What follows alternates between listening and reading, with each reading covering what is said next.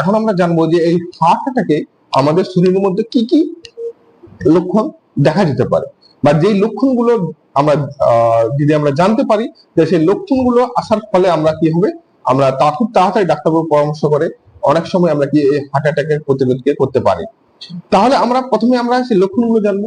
প্রথম যে লক্ষণটা অনেকের ক্ষেত্রে বলে যে ডাক্তারবাবু আমার কি হচ্ছে, বুকে ব্যথা করছে, বুকের সেন্টার পজিশনে, অনেক সময় কি হয় বুকের মাঝখানে একটা চাপা ব্যথা থাকে, যে ভিতরে ব্যথা থাকে।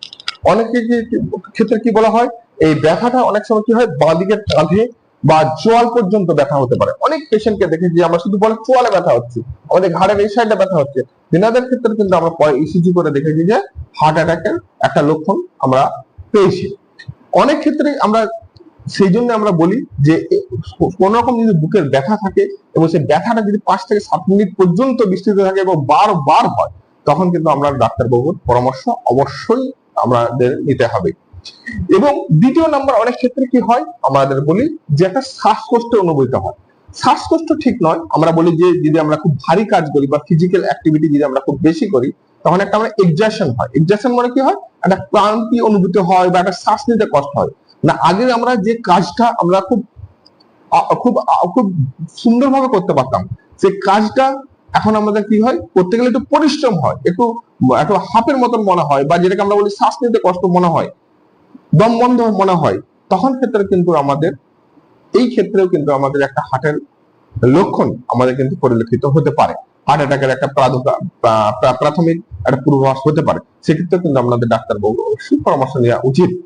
তৃতীয় ক্ষেত্রে অনেক ক্ষেত্রে দেখেছি, বিশেষ করে মহিলার ক্ষেত্রে অস্বাভাবিক ক্লান্তি।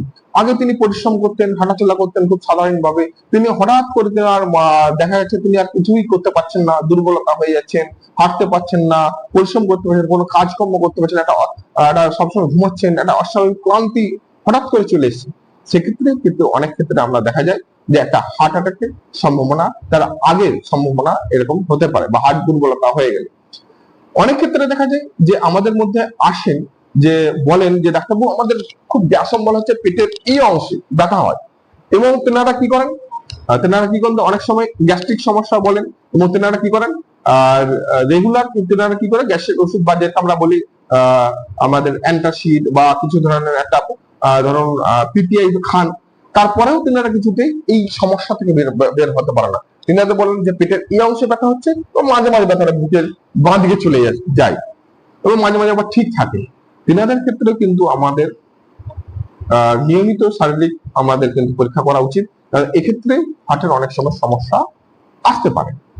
অনেক ক্ষেত্রে আমাদের দেখেছি যে অনেকে এসে বলে যে ডাক্তারবাবু আমার বুক ধড়ফড় করে, কোনো কাজ করলে বা কোনো যদি পরিশ্রম করে বুক ধড়ফড় করে, বা হঠাৎ হঠাৎ বুক ধড়ফড় আসে। তেনাদের ক্ষেত্রেও কিন্তু অনেকের ক্ষেত্রে আমরা দেখেছি যে তেনাদের যে পালস অনেক সময় একটু বেশি বা ইররেগুলার চললে তেনাদের ক্ষেত্রেও আমরা দেখেছি বা বুক ধড়ফড় আসতে পারে, বা একটা হার্টের প্রাথমিক সমস্যাও অনেক ক্ষেত্রে এই সমস্যা থেকে কিন্তু আমরা দেখতে পারি। অনেকের ক্ষেত্রে দেখি যে তেনারা বলে যে ডাক্তারবাবু আমাদের হঠাৎ করে মাথা ঘুরে পড়ে যাচ্ছে, বা অজ্ঞানের মতন হয়ে যাচ্ছি, খুব দাঁড়িয়ে যদি খুব অনেকক্ষণ দাঁড়িয়ে থাকি, যে হঠাৎ করে আমরা একটা মাথা ঘুরে যাচ্ছি, আমাদের অনেক সময় আমাদের কি ভারসাম্য রাখতে পারছি না।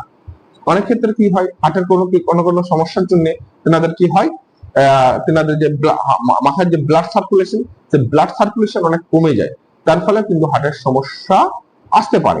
এই যে প্রাথমিক লক্ষণগুলো আমরা যে বললাম, এই প্রাথমিক লক্ষণগুলোকে কিন্তু আমাদের অবশ্যই জানা উচিত, এবং এই যদি লক্ষণগুলো থাকে তাহলে কিন্তু আমাদের ডাক্তারবাবুর পরামর্শ অবশ্যই নেওয়া উচিত। এখন আমরা জানবো যে কাদের ক্ষেত্রে এই হার্ট অ্যাটাকের সম্ভাবনা বেশি, বা রিস্ক ফ্যাক্টর, কাদের ক্ষেত্রে এই হার্ট অ্যাটাক সম্ভাবনা বেশি থাকে।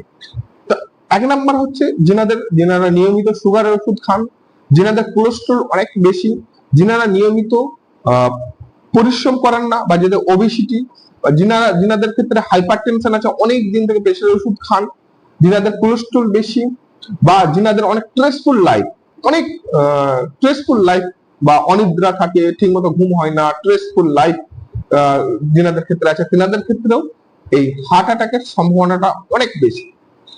সেক্ষেত্রে কিন্তু আমাদের উচিত, যেনাদের সুগার আছে বা প্রেশার আছে বা কোলেস্ট্রল আছে, তেনাদের ক্ষেত্রে বা যেনাদের স্ট্রেসফুল লাইফ আছে, বা যেনাদের অনেক ওবেসিটি, তেনাদের ক্ষেত্রে কিন্তু আমাদের লাইফস্টাইল মডিফিকেশন, নিজের শারীরিক যে আমাদের যে পরিবর্তন আছে বা সুগার প্রেশার এগুলোকে কন্ট্রোলের মাধ্যমে, শারীরিক পরিশ্রমের মাধ্যমে কিন্তু আমাদের হার্টের অ্যাটাককে প্রতিরোধ করতে হবে। অনেক ক্ষেত্রে কিছু কিছু ক্ষেত্রে আমরা দেখেছি যে পারিবারিক অনেক ক্ষেত্রে দেখা যায় যে তেনাদের হার্টের সমস্যা থাকে অনেক পরিবারের ফ্যামিলির মধ্যে, তেনাদের ক্ষেত্রেও কিন্তু অনেক সময় একটা রিস্ক ফ্যাক্টর থাকে, যেহেতু ফ্যামিলিতে অনেকের হার্ট অ্যাটাকের সম্ভাবনা থাকে।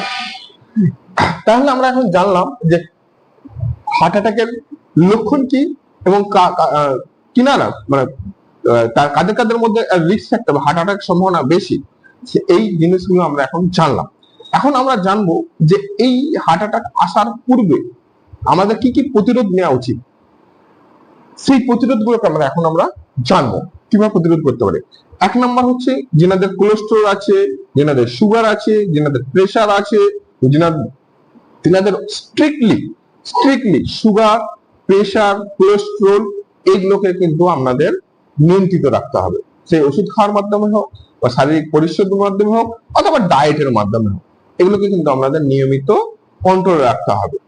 অনেকের ক্ষেত্রে দেখা যাচ্ছে বিশেষ করে যারা ধূমপান করেন বা যেনাদের অনেক ওবেসিটি, তেনাদের ক্ষেত্রে ধূমপানকে অবশ্যই পরিত্যাগ করতে হবে।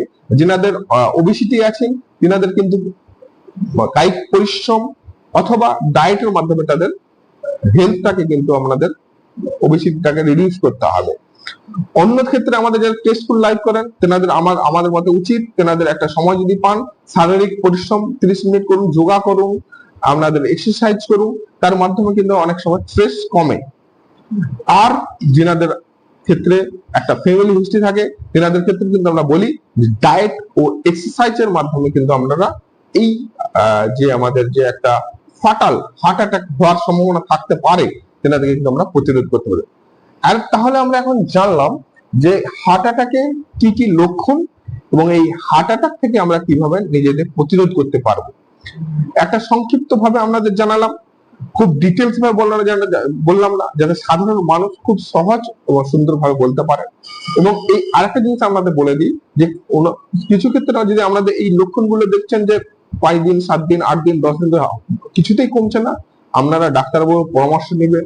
সেক্ষেত্রে অনেক ক্ষেত্রে আমাদের ইসিজি বা কিছু ব্লাডের টেস্ট করতে হয় হার্টের আমরা জানার জন্য, তেনাদের অনেক ক্ষেত্রে ইকো করতে বলি আমাদের, বা অনেকে আরো অনেক কার্ডিয়াক অনেক টেস্ট আমাদের করে তেনাদের হার্ট অ্যাটাকের পূর্বাভাস থাকলে তেনাদেরকে আমাদের সেটাকে প্রিভেনশন করতে হবে।